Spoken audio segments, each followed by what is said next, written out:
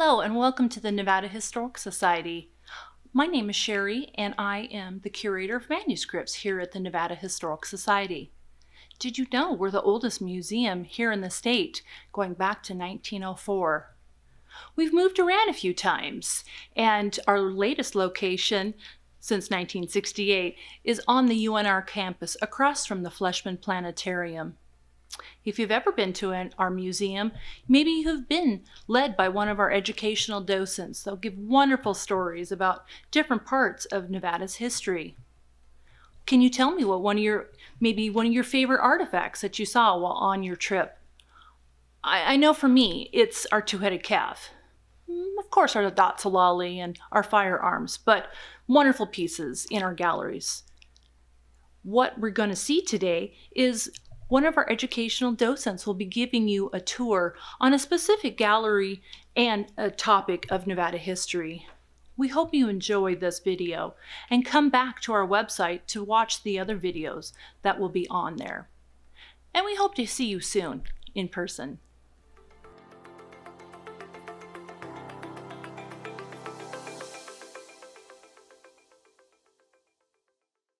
Hello, I'm Pam. I'm Linda. And we're docents at the Nevada Historical Society.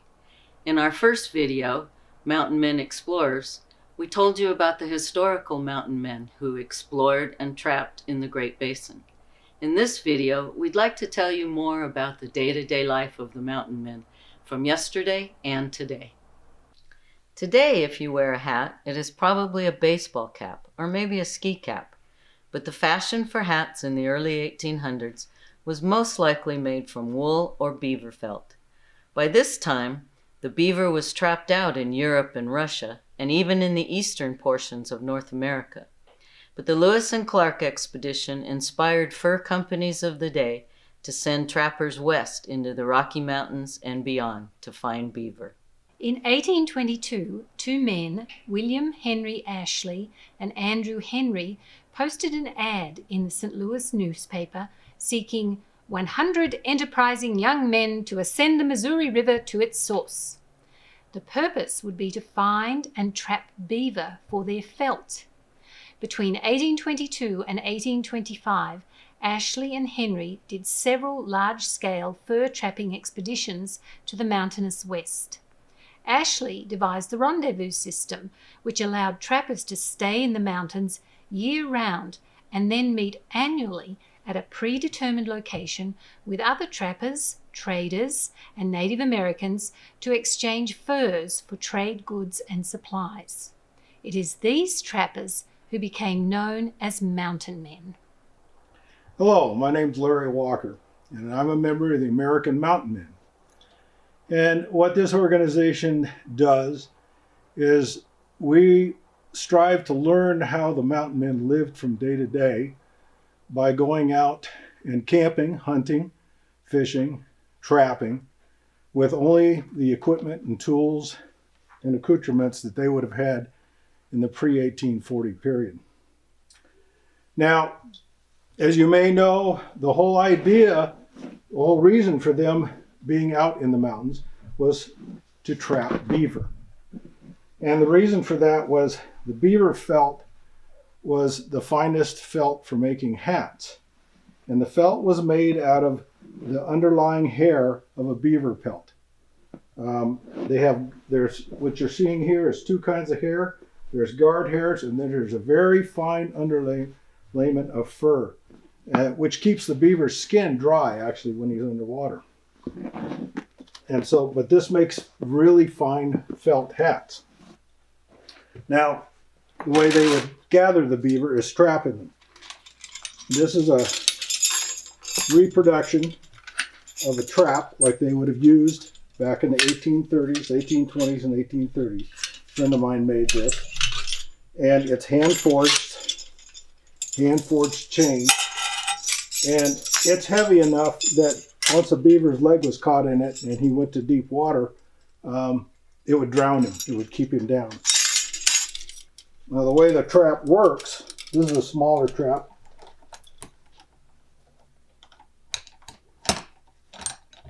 Oops.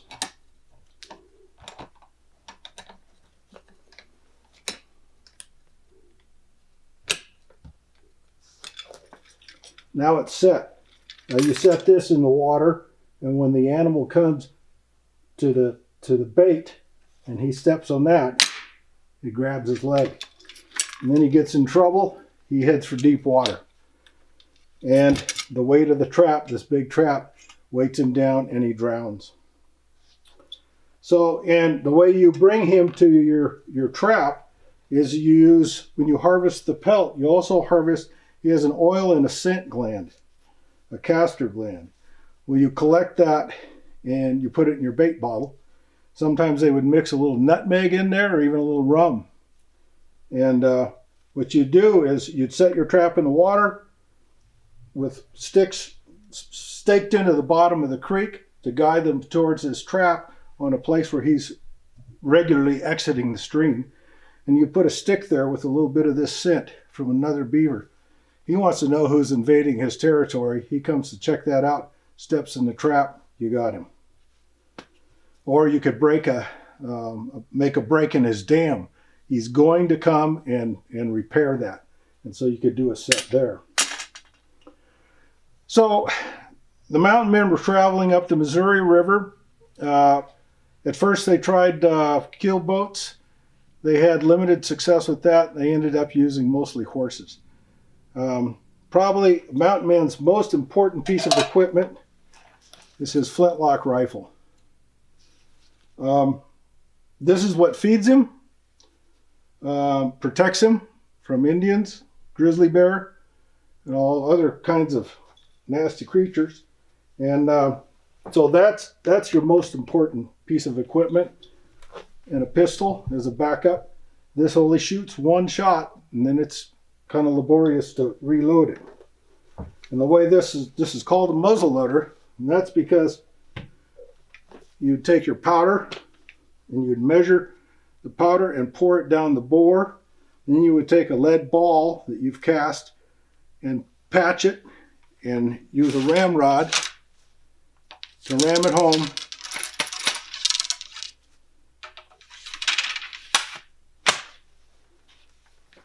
And then this is called a flintlock. You would there's a little hole right here which exposes the powder charge in the barrel to the outside. You'd put a little bit more powder in there. I won't put powder in it. And that it should spark. That sets this powder off. It flashes through the hole, sets the gun off. If you've ever seen the movie The Last of the Mohicans, that's the kind of gun they're using. Pistol works the same way. So, other weapons and vital tools, a knife. This can be used for flesh and hides, plus protection, or you can use it for hacking small branches. And your tomahawk, that's another weapon, but it's also a hammer. Another important tool. This is something you don't want to be without. And this is your flint and steel. And this is how you start fires. You would make what we call a bird's nest out of real fine tinder, and then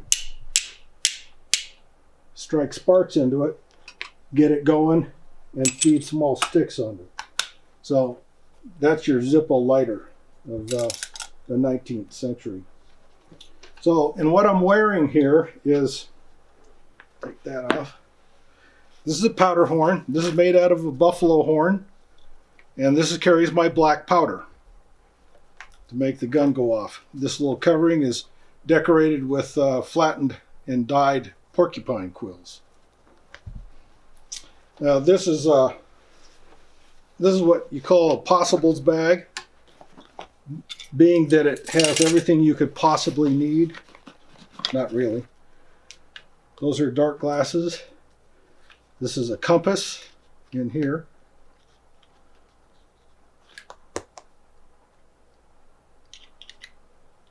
This is sinew for making repairs to your moccasins, which is kind of a ongoing thing. Carry another knife, a spoon, a pencil, and a mirror in here. This is for signaling or shaving.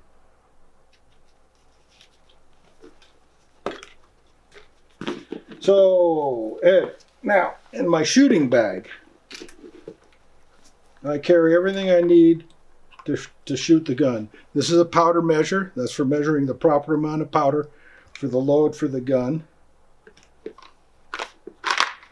This is a little bag that carries round ball. Now, I have to make my own round ball. So I carry lead on the strap here, and priming horn.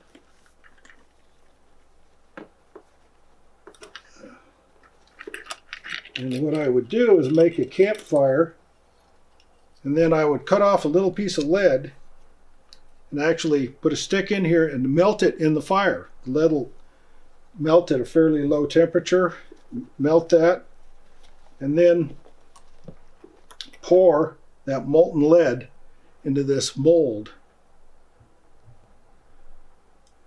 And that's just a little cavity in there, and it casts a round ball, and that's your bullet. So that's something you would do around the campfire at night. And then I also carry spare flints for my gun, a little bag of rocks basically. And the other thing, if you lose your fire kit, you can always strike a spark with your flintlock. So like I said, this is the most important tool. Don't want to be without that. Now the mountain men traveled in what were called brigades. Might have been 100 or more men. And then within that brigade, they were broken down into messes and parties because they would go to an area where they thought beaver were going to be, and they would split off into different groups or parties to trap different tributaries of the main rivers. Now, a mess would have been a group of men that camped together, ate together, skinned and fleshed the hides together. In camping, you would have just basic things for cooking, a little pot, and maybe you might have a big iron pot for your mess. This is just a little skillet, a hand-forged skillet, and a cup. And you probably didn't have knives and forks because you have this knife, and you can use that as a spoon. I have a spoon that I use too. But that would be the camp life. And then it was broken down into, you had trappers, you had hunters. The hunter's job was to feed everybody. Trappers, obviously, they were trapping the beaver. And then you had camp keepers. And their job was to move the camp, set up the camp, skin the beaver, which is not the primo job, and process the hides to get them ready. Now, part of what they had to do, these brigades actually were licensed to trade with the Indians, not actually to trap. But the Indians weren't providing enough furs for the demand. So they carried lots of trade goods. And one of the things that was very popular was glass beads. So that's something that you would have with you, plus firearms. And then once they had firearms, they would trade to the Indians for powder and lead for making ball. And anything made of iron. So if you're used to using a stone tomahawk or club, having an iron one, that's pretty special, or knives, or even awls for poking holes in leather. And one very big trade item was tobacco. Indians loved tobacco, and the tobacco that the white men brought was stronger than what they were able to grow and gather on their own. So that was a very big trade item for them. So you've got these different trapping parties out, and William Ashley developed a system, and actually the Hudson's Bay Company had done some of this earlier, of the rendezvous. And what the rendezvous was is rather than have all these men going up the river, catching beaver, and then having to transport them all the way back to St. Louis, he took trappers up, and they would spend a couple of years in the mountains, and then they would meet at a pre-designated spot in the next summer, the beginning of summer, usually in June, and it would be a trade fair. And so the traders would bring all these different trade goods up from St. Louis, and the trappers would bring their plues in, and they would turn them in for credit, and then trade for what they needed, being powder and ball, coffee, maybe some flour, beans and rice, things like that, but also alcohol. And so the rendezvous became a party, and because it was a time for them to meet up with their friends from previous years, and a lot of the Indians came in to trade there also. And so there was lots of drinking and competitions, riding horses, who was the fastest rider, who was the best shot, things like that. So today, the American mountain men, we go out in groups and we trap and we hunt with this type of equipment. Beaver doesn't pay, so we're not selling the plues. But we do have a rendezvous every year where groups and parties of the American mountain men come to some place in the Rockies, a pre-designated spot on a pre-designated time period, and we all get together. And we hold what's called Rocky Mountain Colleges, where I may teach about gun building. Somebody might teach about brain tanning hides, building horns, blacksmithing, all sorts of different subjects.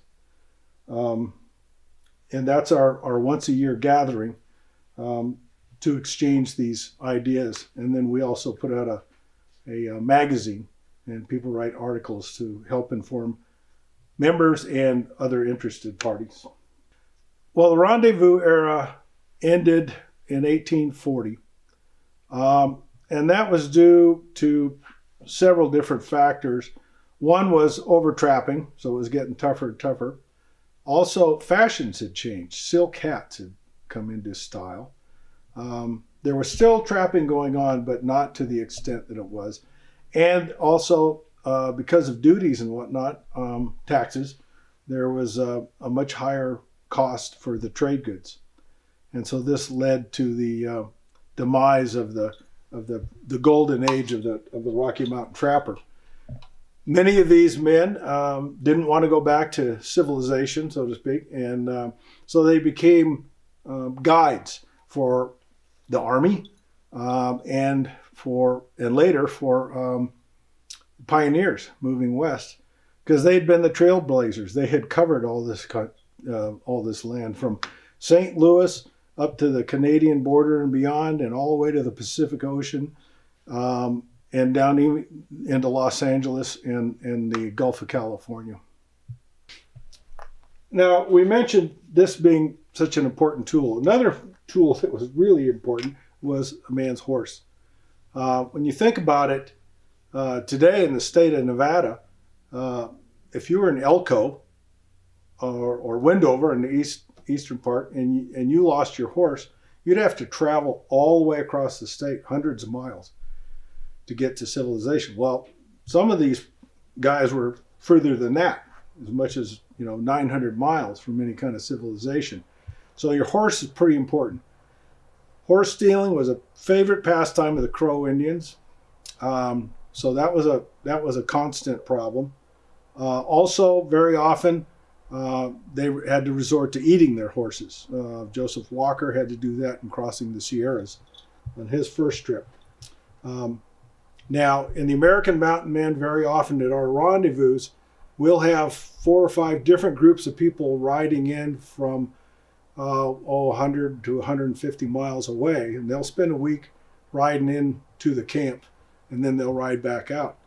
We have several members that have ridden from Mexico to Canada through the Rocky Mountains, all with primitive gear, and it took them months. When you realize how much ground the mountain men of the 19th century covered. It's just amazing. And so horses were an important part of their lives. As the Rocky Mountain fur trade era came to a close, some of these men returned to their homes to farm or find new employment. Some set up trading posts. Some became pathfinders for pioneers traveling west or scouts for the military. In the 1840s, as the numbers of immigrants to the West grew, many hired mountain men as guides, but even more important than guiding was how they taught the greenhorns to cross a continent.